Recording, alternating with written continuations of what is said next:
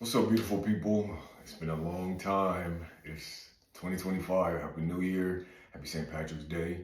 And welcome to the R&D show. We back. We're back. Did you miss us?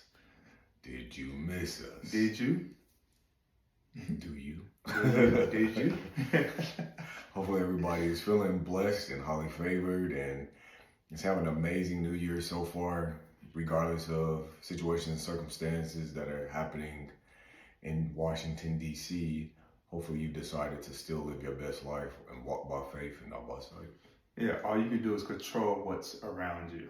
You know, you can't control what's happening in Washington, D.C. You can control your environment. You can control how you respond to things that are happening in Washington, D.C. But you can't get bogged down into the craziness and the messiness. You have to focus on you, what you want to accomplish in your life, your surrounding loved ones, and make impact there. Yeah, just make good decisions for yourself and keep the faith, right? All right, so we've been gone for a minute, but that doesn't mean that we haven't been watching some television. Yes. We were able to watch all of Love and Marriage Huntsville, all through the reunion and everything.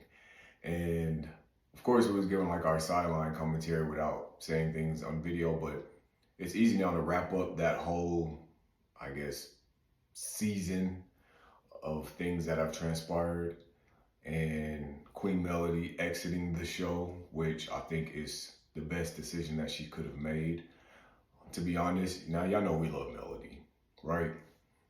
But it's also important to hold people accountable for their actions and behaviors of how they show up. And you could tell that because of the things that have transpired throughout the years with Martell and then just that friendship group and how she wasn't handled properly by some of the people that maybe she considered either real friends or even work friends or just having some type of bond or sisterhood or brotherhood. I think we got to see the side effects of that this season. She showed up totally different. And to a lot of people, she came off unlikable. And I think this is the first time where I've seen so many comments like on Twitter and different social sites where they felt like she just wasn't likable. And it was very interesting. Yeah, I think she had kind of just checked out. Yeah, she had detached herself from the entire group, and it made her seem as not as warm, at times maybe even arrogant. But I think she was just trying to protect herself from a lot of mess that went on, and she felt like no one in the group really had her back. And so she decided to exit with that. Yeah, and we got to see how she did harden. I feel like we got a different version of her that was more hardened, which means her attitude was different, the way she interacted with people was different, and I guess it wasn't the nicest Melody that most people are used to, but she also wasn't mean, but it wasn't what people were used to. Yeah, there were some moments that made me kind of like, almost cringe at times, because she didn't seem susceptible to any feedback. Like she was above reproach. Yeah. And it made her not seem likable. And so it's good that she's taking time to step away and maybe reflect about whether she even wants to come back, how she might want to come back, or has she just moved on from this chapter, this season of her life. And it does seem like you said, she wasn't like approachable. And some of the things that they did say, sometimes it's hard to hear what people have to say, what their experience of us is like. And some of them were, voicing their experiences of her. And I could tell that was a little hard because she wasn't, receptive of it, but also she could have not been receptive of what they were saying just because of how she had been treated as well. So it's like, you're telling me some things and you're telling me this, that, and the other, but you have to remember there's a history of behavior of how I've been treated with the majority of the cast members, not being supportive, you know what I mean, not showing up for me the way that I needed you guys to, talking about my business, doing all these different things, but then you don't like it when it's done to you, So we can't expect for her to be the same Melody going through that process, but I think that's what people expected, and she became the bad guy a little bit, which was very interesting. To me, she wasn't the bad guy. I knew that this is just, this is the outcome from the things that were incoming before, and this is the outcome of like what's been created. But you're responsible for how you show up, no matter True. what. And you have this platform, you're on TV, and you can respond in light and rise above all the drama, and also show some weakness, some humanness. You know, we're not perfect. We all have issues. We all have things that we're struggling with, and it just seemed like this season she wasn't able to receive any type of feedback from mostly anyone, but that could be again that she was protecting herself and she didn't trust where that feedback was coming from. So it's all about who's giving that feedback, whether you can receive it. Now, if it would have been from one of her best friends, Shanita, is that her name?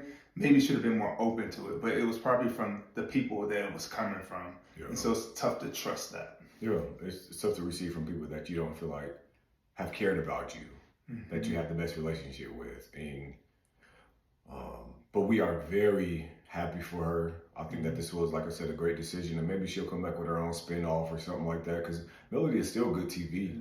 You know what I mean? And she still has a story to tell, but I think having this darkness removed from her life, because I feel like the show has been dark. Yeah. And you had even said at times it's tough to watch this show. Actually, I did stop watching it. I mean, you kept watching it, but I stopped watching it because everything was negative. Yeah.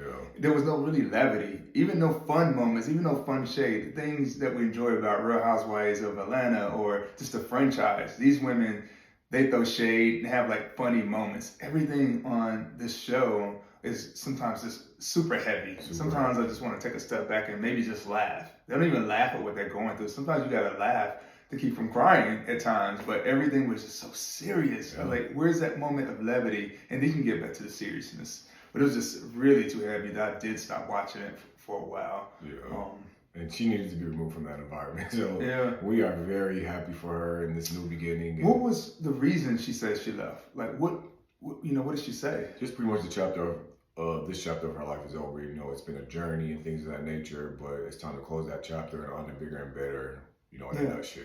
And sometimes when you said the environment, sometimes you can't heal in the environment. She has healed, she's gone on, but sometimes you can't. Certain environments will bring out the worst in you, so you have to remove yourself from that environment. And it's good that she was able to do that. Yeah, because you can't always heal in the same environment that got you sick. And this environment consistently having to do this, because typically with shows, you only get a few months off.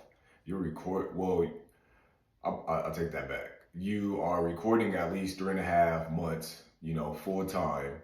But sometimes, just the way that they have to still do press, you have to do that, you have to do this. By the time the reunion comes, you're already recording again. Or you have a small window and now you have to record again, but you're reliving all of this stuff.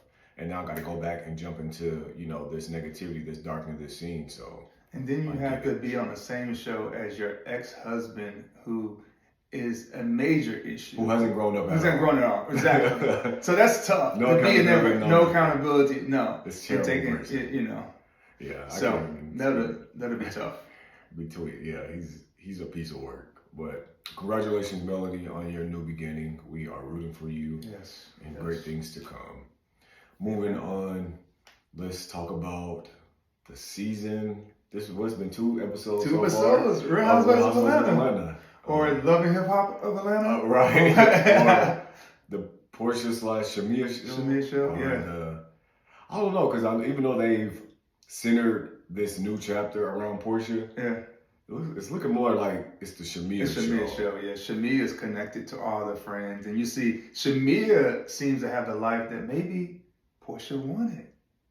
But she desires still. That's what people are saying. She has a rich husband and all these things. So a $9 million home. $9 million home. I watched her tour that home on that was crazy. Sheesh, that's crazy. Massive home.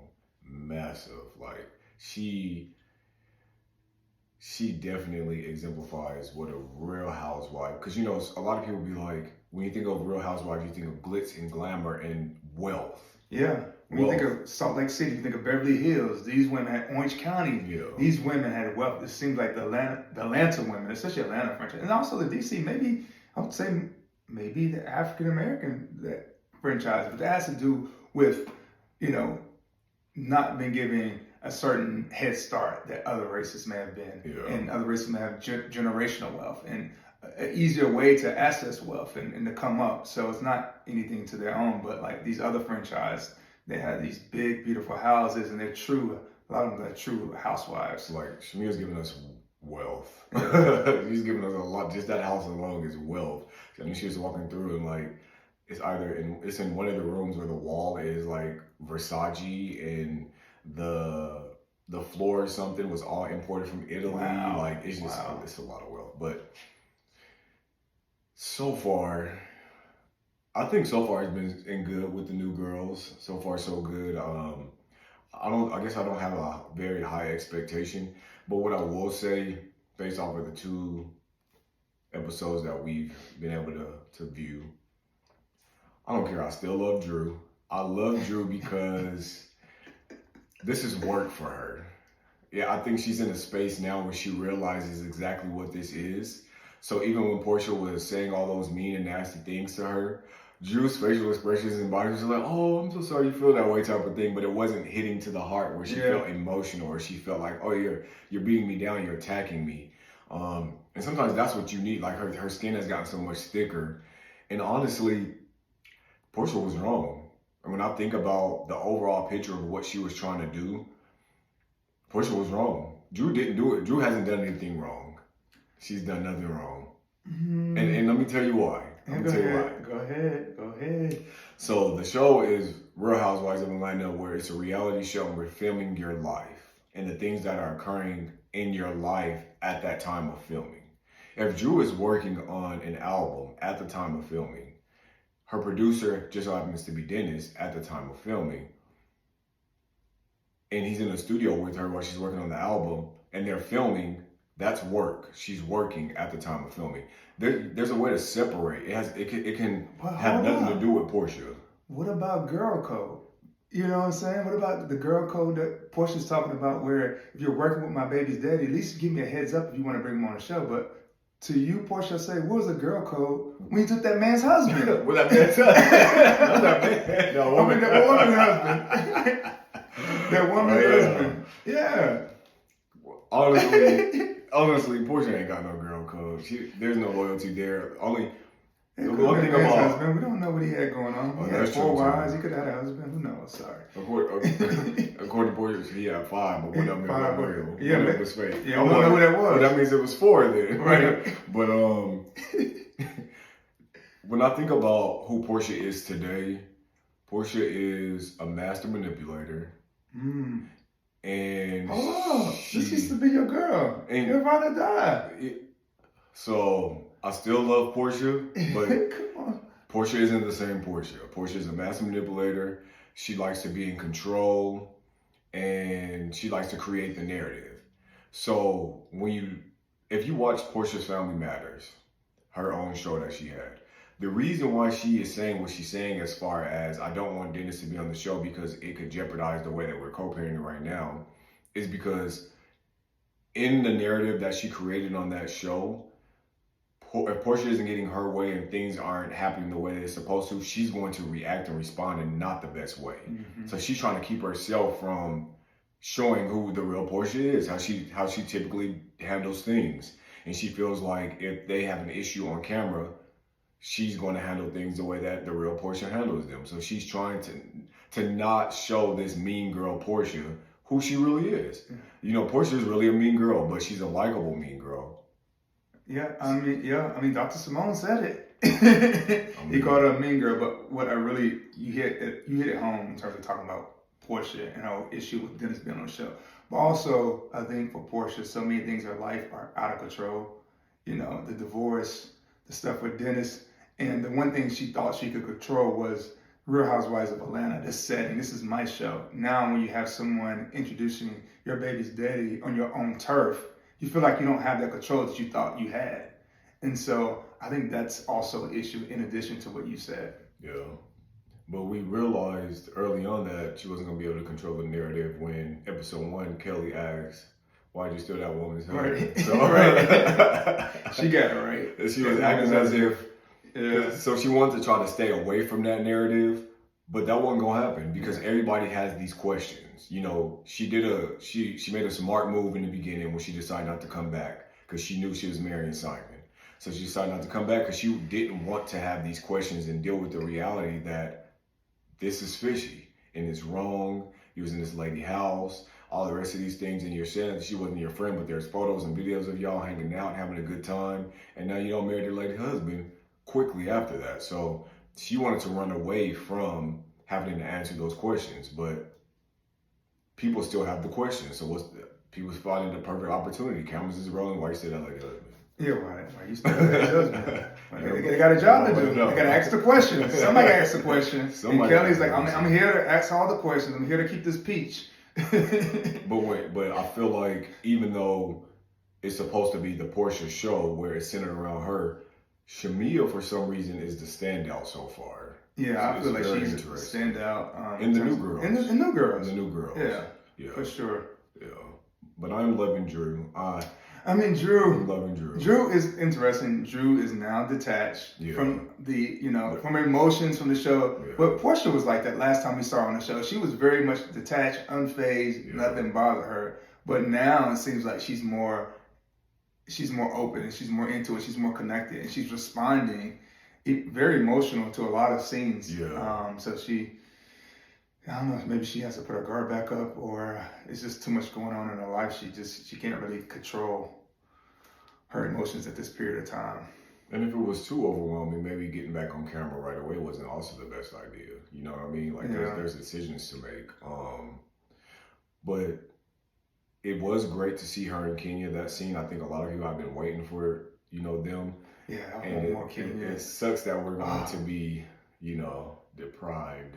They're going to steal what we could have had away just because of what happened, or, I guess mid-season, of really getting to see that relationship blossom between Portia and Kenya, because that's what everybody was rooting for. Yeah. Nobody was looking for the Phaedra and Portia show. We was looking for the Kenya and Portia show. And that would have been amazing. Just from that scene, you could tell that it was going to be amazing having them together. But well, we won't see it this season. Maybe next season, because I feel like a lot of fans are missing Kenya, and she provides some good shade. She provides some levity. She's a great reality TV. Yeah. Maybe. And Kenya's growing on me. Yeah. She has definitely. She's lighter. Yeah. She's lighter. She's happier, and you feel that. Yeah. And she doesn't take things too serious either. No, she doesn't. Yeah. She doesn't. But so far, so good. And I've said before that Shamia has never been my favorite person, so I didn't want her to get a peach. But so far, so good. Yeah, I like Shamia on the show. I had really great interactions with her when I was on Real Housewives of Atlanta back in the day. It was actually trying to hook me up with her at that time period. But no, she's always been great. So y'all know what episode he's talking about. Y'all go back to the boat episode when Cynthia and Portia got into it on that boat in Lake Lanier, right? Yeah, Lake Lanier. Yeah, and Kim Fields was on the boat and stuff like that. Go back to that, you'll see him as the bartender on there. Yeah, they was trying to get me to go at her, jump in the water with her, dance with her, do this with her. I was like, okay. So those are my thoughts, at least so far. For and I will say I didn't like that she weaponized her daughter against Dennis. I thought that was a lot. What did she call Drew? A slimy something. That was Portia in that moment. Yeah, that was Portia. Yeah. Portia came out at the very end of the episode when she was cursing at Dennis, and she couldn't hold it in. She knew the cameras was going. She knew the mic was hot, and she couldn't. She had lost it, just like she lost it on the boat. So she knows her stuff. She knows that Dennis and certain people can get her to that point, and that's probably why she doesn't want him on that show outside of her control. But don't weaponize your daughter. Yeah. Use her as a pawn to try to manipulate this man from filming with the Jew, doing her job. It's weird. Yeah. That's nasty work, Portia. That was nasty work. Oh, I can understand parts of it. I see both sides of it. Not using your daughter. Not using your daughter. Yeah. I can see her feeling some type of way about her ex-husband, her baby's daddy, filming with someone else. All that went out the window when you married that woman husband. So I don't be like, listen, some people can do certain things, and I'm like, I don't feel bad. Yeah, I feel less bad for about understanding we're human, but treat others the way you want to be treated. And Portia be lying, and Portia be crying. She is lying and crying. She had lied, talking about Jude, and said that's all it was. That is what Jude said. And then she lied, and the next thing she was crying. Portia be lying, Portia be crying. But I love you, Portia. You be lying and you be crying. Well, I do love you, though. So that was Housewives. Married to Medicine. Okay. We'll hop into that. Yeah. Married to Medicine was tough this season. I ain't even lie. I was kind of turned off this season. What I don't like about Married to Medicine now is it's a cycle of no resolution. Like, one thing about the Housewives is he understands the dynamics of there's going to be ups and downs. There's going to be, sparring, verbal sparring and things of that nature. But we're going to meet a resolution where you're going to hash it out and you're going to come back different the next season. You know what I mean? There's going to be some type of unity. We're going to be on one accord.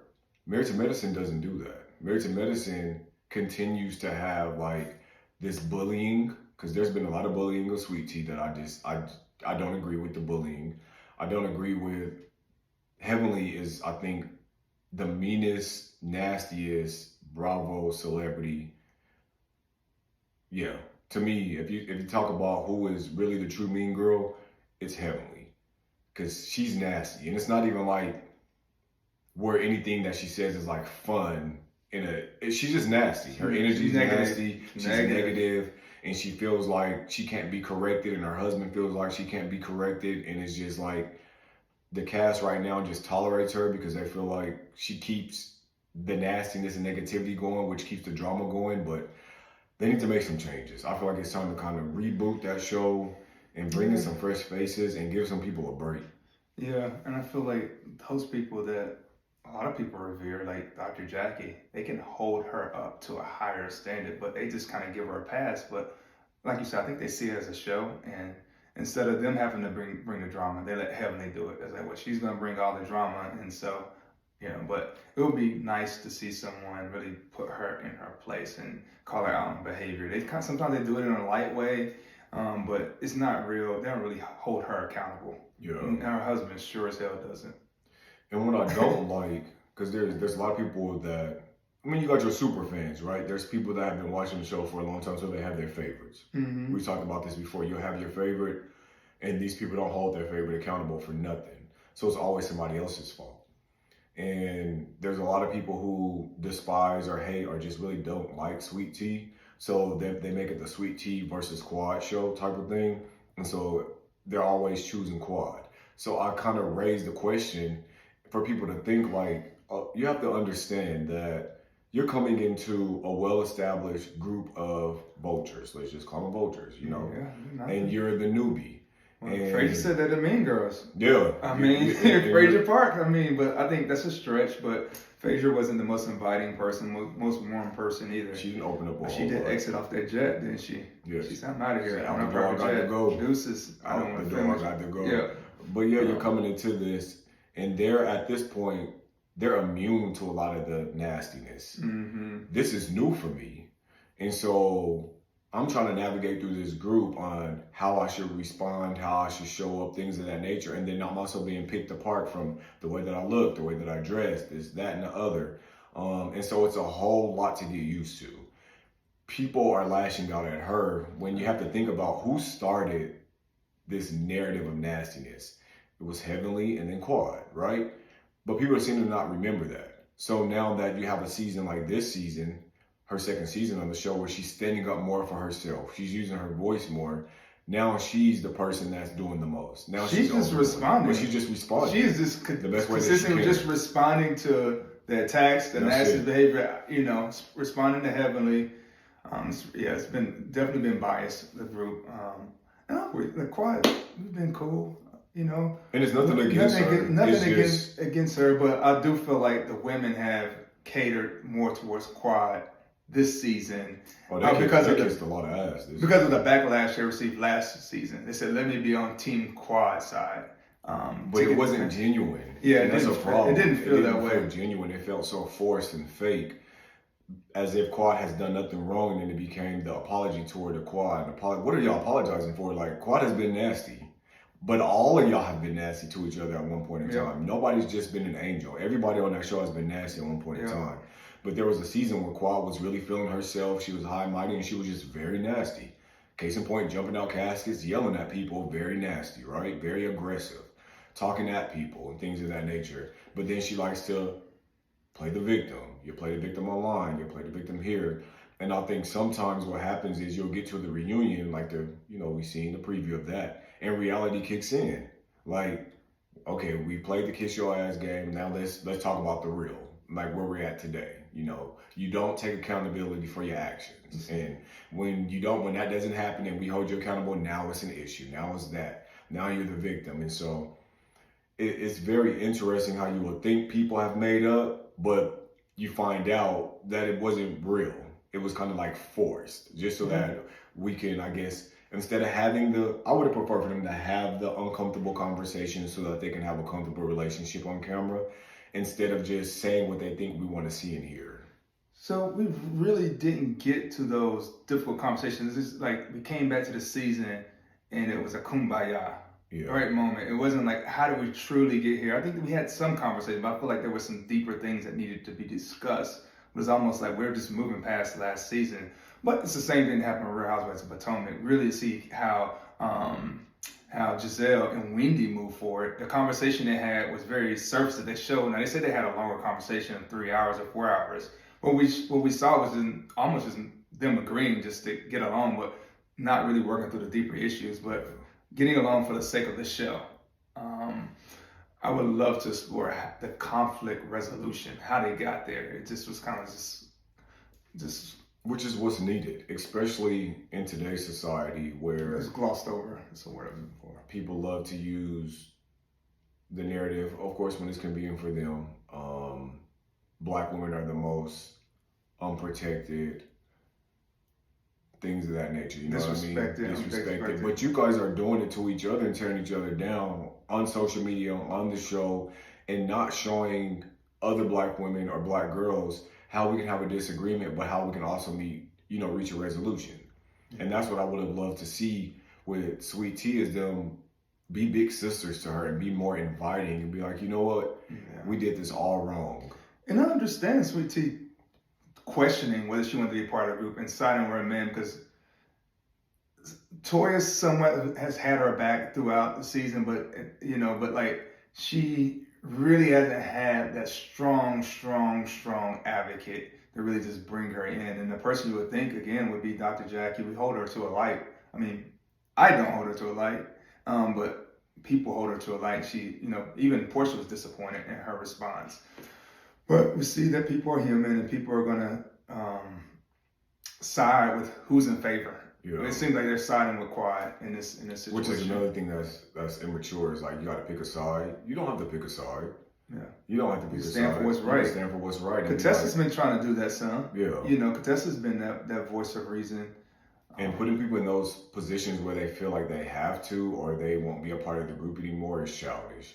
Yeah. Because a group can be dysfunctional and you can reach a place of functionality by mending some things. The problem is when people aren't willing to be held accountable and say, you know what, I did hurt you. I did say some things I shouldn't have said. How do we move forward? And I feel like had we got a scene with just Sweet Tea and Quad meeting up on one-on-one and having a heart-to-heart, we would have a different narrative of a show. Like, it would be so far progressed in such an amazing direction that people will be more, tuned in and more receptive, because we need to see those things. We need to see conflict resolution and see how people mend stuff.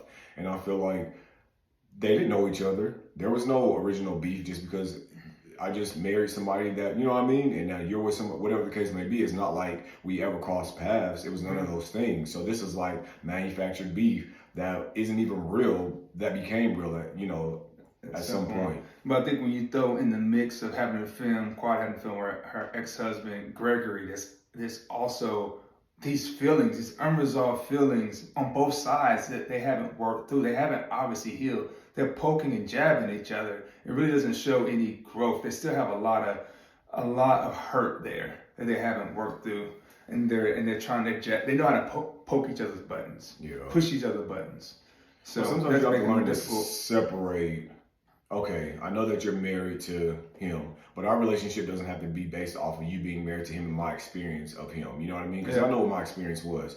But if you would like to and you're open to, I would love to create an experience with you in a relationship that's genuine. Well, and eventually me and Dr. G hopefully can get on, a path of where we can be at least cordial. But for any of these shows to thrive, they need to have some level of conflict. Well, they got so, it. like Heaven you is said, the conflict. heaven is a conflict, but this is the additional conflict. You need to have at least something to be filmed, to seen. People want to be interested in your storyline. So this was a natural source of conflict that they kind of have played into. Yeah. Because either one of them said, listen, I don't have an issue. I feel like they've said they didn't have an issue with each other, but then it keeps showing up they have an issue with each other. Because you'll get online and you're talking about the way somebody looks and the way somebody dresses, and then you have fans that get online and do certain things. And it's like, I always say, you can like one without tearing the other down. Like, anytime I see certain things, and it's just all in favor of one person and you're tearing down the other person, I just love Sweet Tea. I love everything about Sweet Tea. She is so sweet. She's so kind. I love how she's standing up for herself. But then you don't see me tearing down this other person. You know what I mean? I can voice my opinion and be like, I do love Quad as well. However, I don't like some of her ways and her not wanting to be held accountable and playing the victim. And y'all cut me and I bled out like all dramatic. Like, you bled out? Yeah, like you bled out. like, baby, like, no, you've done a lot too. Like, everybody's done a lot to each other. Like Toya has said, we have done some effed up things to each other. We have been some mean girls to each other. How do we move forward positive? But I also think that you have to stand in that. You know, regardless of what happens next, you have to stand in that. And positive isn't picking sides. I think a lot of these people get on a reality TV show, they lose a sense of self, who they are, and also to ease the environment, they get caught up in the drama and all this stuff of what's happening.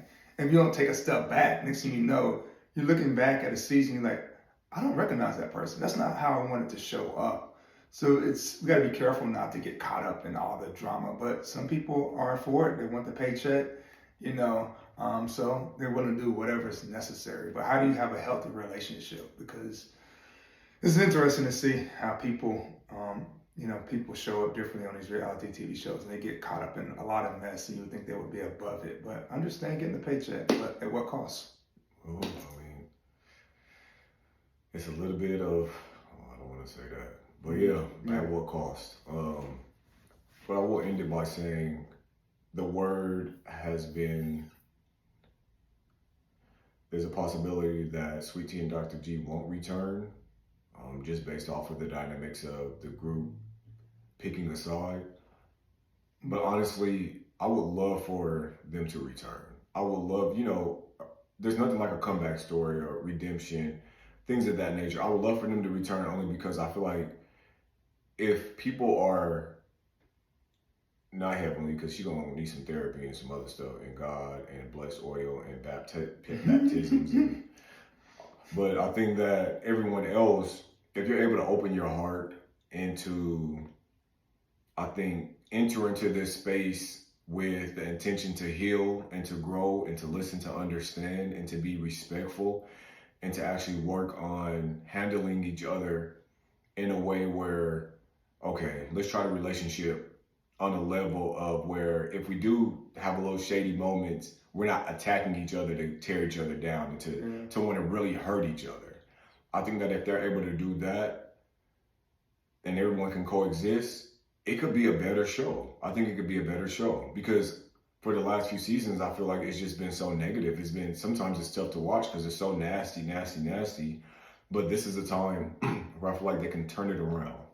Yeah, I agree. And it's going to also require Greg, can't absolve him for the things he's done throughout this show. Yeah. He's played the victim. I think he instigated stuff with him on a different video. We can talk about on a different video, but he's played into a lot of this. So he would need to be willing to do the work as well. And he's a psychiatrist. Well, but we're learning. People that got these titles. Yeah, they still got work to do. We learned. Psychiatrists need their own psychiatrists, their own psychologists. Therapists need a therapist. Yeah, so.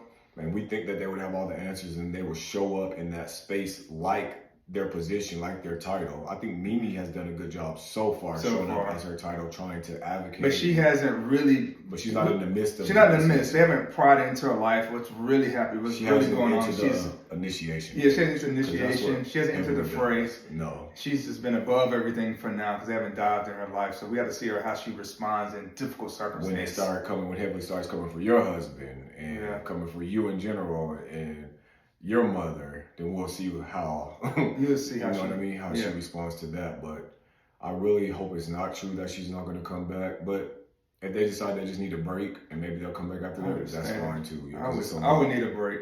Yeah. I almost need a break from watching it, but I would definitely want to take a break just to come back as my better self, as a better couple, and then, you know, and sometimes you just move on beyond that. Like, I don't need to prove to the world anything.